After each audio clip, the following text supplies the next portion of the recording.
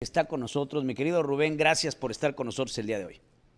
Buenas noches, muchas gracias por la oportunidad de platicar, Pedro, y a la orden. Gracias, Rubén. Pues en verdad me da mucho gusto que estés con nosotros para hablar, primero que nada, Rubén, ¿qué opinas sobre y acláranos, porque creo que el pueblo lo necesita saber, de este presupuesto extraordinario, porque es así como debe ser calificado, que es otorgado por parte de la Secretaría de Hacienda y Crédito Público? Bueno, creo que la respuesta es tardía, para empezar. Uno, es insuficiente y tres, perdón, es, no es integral. Y te pongo algunos ejemplos que creo que valen.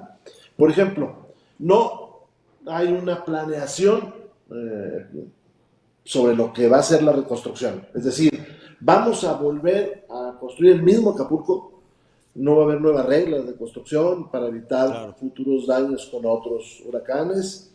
No hay un encuentro entre los sectores productivos y, por el otro lado, las autoridades o el sector social.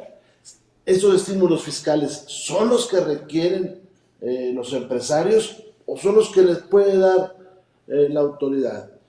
Por otro lado, no vemos que haya la conjunción de los órdenes de gobierno, no vemos estímulos municipales, estímulos estatales, no vemos por el otro lado, y creo que esto también hay que señalarlo, el tema de que órganos como el Infonavit, como el SAT, como la Conducef, se sumen al esfuerzo de volver a reactivar la economía.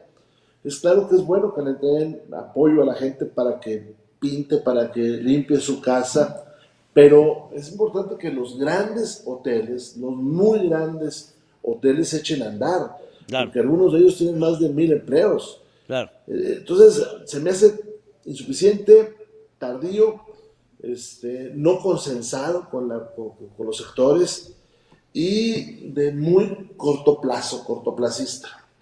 Dime una cosa, diputado. Tú fuiste gobernador. ¿Qué le dirías a Evelyn Salgado? O sea, si Evelyn Salgado te diera unos minutitos de su apretadísima agenda, ¿qué le dirías? Imagínate tú fuiste gobernador de Coahuila, que se te caiga la industria lechera y quesera y que se mueran todas las vacas. O sea, que sería una catástrofe para el Estado porque el Estado produce una enorme cantidad de leche y queso. Vamos, ¿cómo apalear una catástrofe como la que estás viendo en Acapulco? ¿Qué le dirías a la gobernadora? Lo primero es, ¿por qué no le avisó a la gente? Porque el Centro Nacional de Huracanes de los Estados Unidos sí dio una nota con mucha anticipación. Se hubieran evitado muertes, se hubieran evitado angustias y tal vez se hubieran evitado muchas pérdidas de objetos.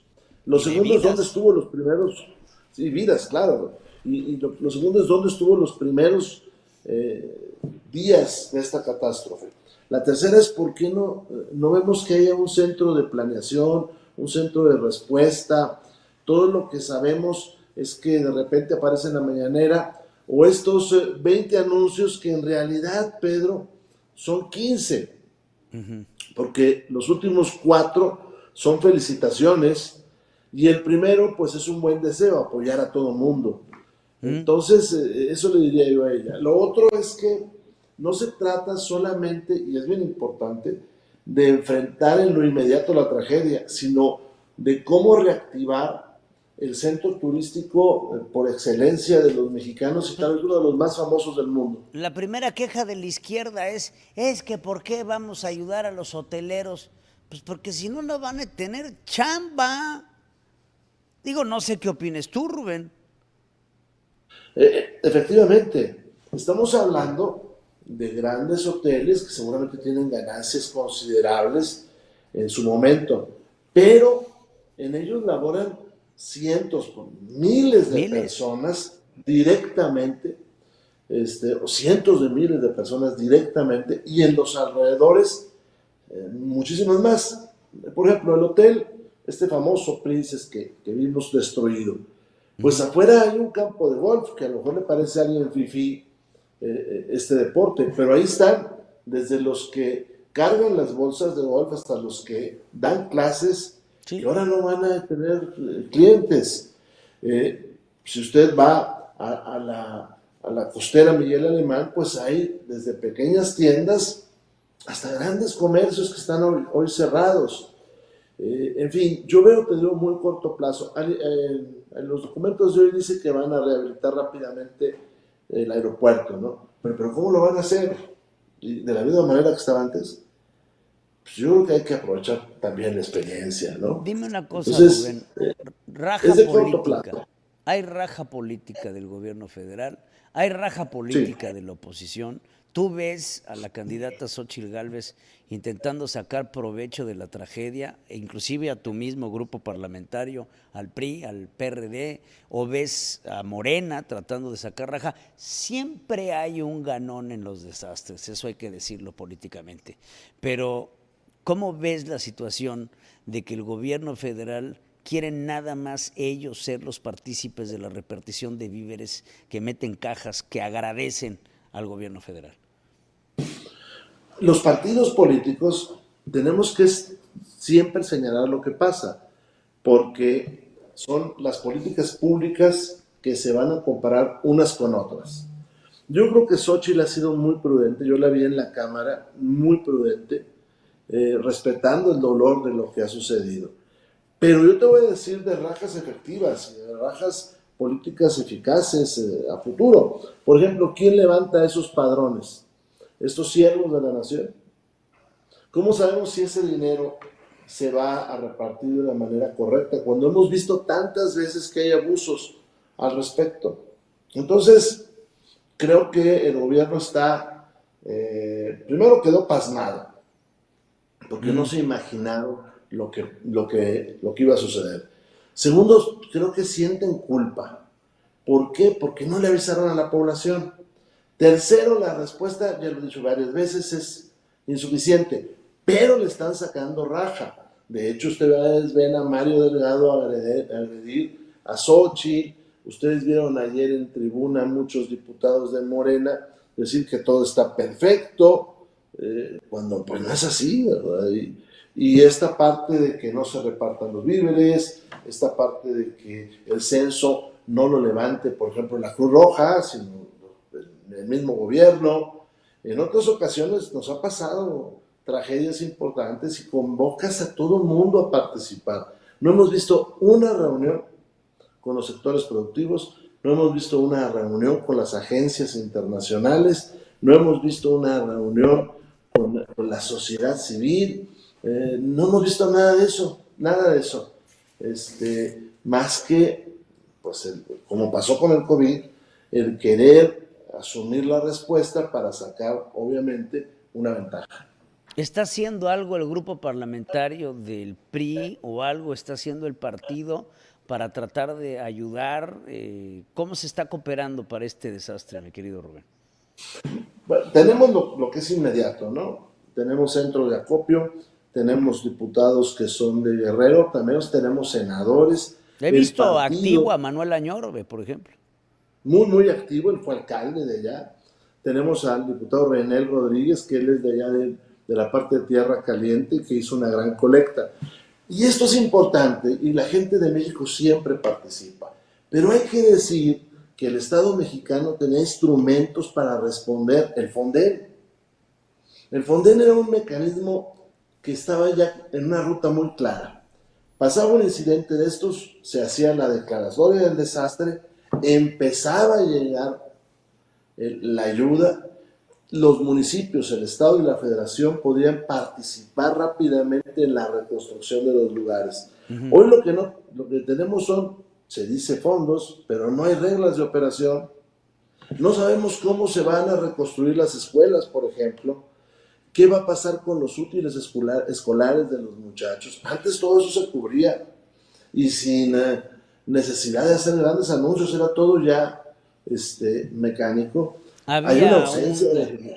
había un plan cuando existían este tipo de desastres y en eso estoy de acuerdo. Ayúdanos a encontrar la diferencia, Rubén, porque yo he visto una retórica por parte de miembros de Morena que dicen, ahí está el Fonden, yo no sé por qué la están haciendo de tos, si ahí está el Fonden, ya hay 11,000 millones de pesos. pero creo que hay una diferencia entre el fondo del presupuesto de egresos de la Federación destinado a los desastres naturales previsibles y una diferencia entre el fideicomiso del Fonden, que en su extinción tenía 27,000 millones de pesos que se hicieron perdedizos. Sí, hay una diferencia muy grande. Estos fondos vienen desde tiempos del presidente Zedillo, que se dijo hay que tener el dinero listo para enfrentar las tragedias. Pero lo que mejor nos ha funcionado, Pedro, era tener un fideicomiso en el cual se iba inyectando dinero, se hacían reglas de operación, ya no había con que se hacía raja política. Vaya, si el incidente en un municipio de oposición al gobernador o al presidente, pues se accedía con ciertas reglas rápidamente y el fondo se iba de nueva cuenta cargando de dinero.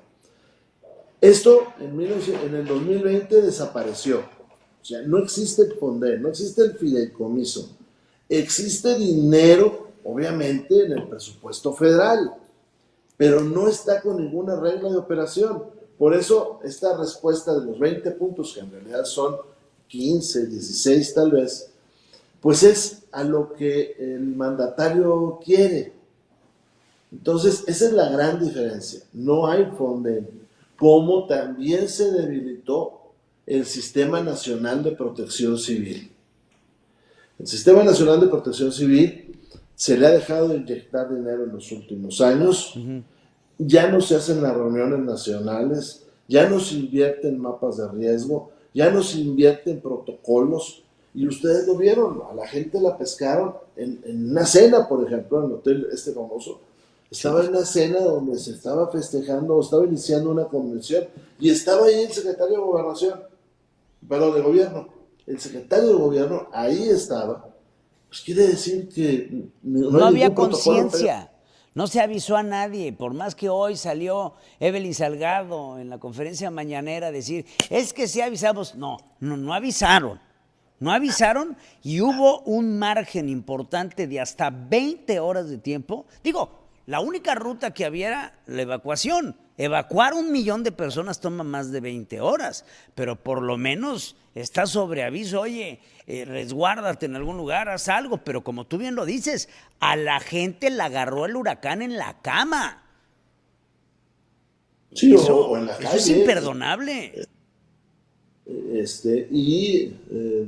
Pues a la gente cuando le avisas que viene algo, pues puede buscar el lugar más seguro de su casa, el lugar más seguro del edificio, pero hay gente que salió volando por las ventanas. Sí, imagínate. Todo este tema de la gente que estaba en el mar, todo este tema de gente que estaba en fiestas, en las calles, pues eso se pudo evitar con suficiente tiempo. En fin, una irresponsabilidad total. Y se desmanteló el Sistema Nacional de Protección Civil. Hay países que con mucho menos dinero, Pedro, con mucho menos dinero hacen las cosas mejores. Claro. Pues te agradezco mucho, mi querido Rubén. Gracias por tus palabras. Te invito a que siempre estemos en comunicación. Sabes que en mí tienes no solo un amigo, sino un espacio siempre que quieras dirigirte a mi auditorio. La semana que entra, Pedro, empieza el debate del presupuesto. Va a ser desde el día lunes hasta seguramente el viernes. Y ahí veremos si la mayoría le quiere mandar fondos a Guerrero, no solamente a Acapulco, a Guerrero. A Guerrero, claro. Pues estaremos al pendiente, Rubén, estemos en contacto a través de tu gente de prensa. Yo voy a estar insistiendo para que podamos hablar esto la próxima semana. Muchas gracias. Te mando un abrazo, Rubén Moreira. Gracias, coordinador del... Y se llama La Pestaña, ¿eh? ¿Verdad que sí? Sí, se llama La Pestaña. ¿A poco no es visita obligada a las gorditas de La Pestaña? Muy buenos, muy buena La Pestaña. No, pues te lo digo. Te mando un abrazo, Rubén. Gracias por estar con nosotros. Oigan,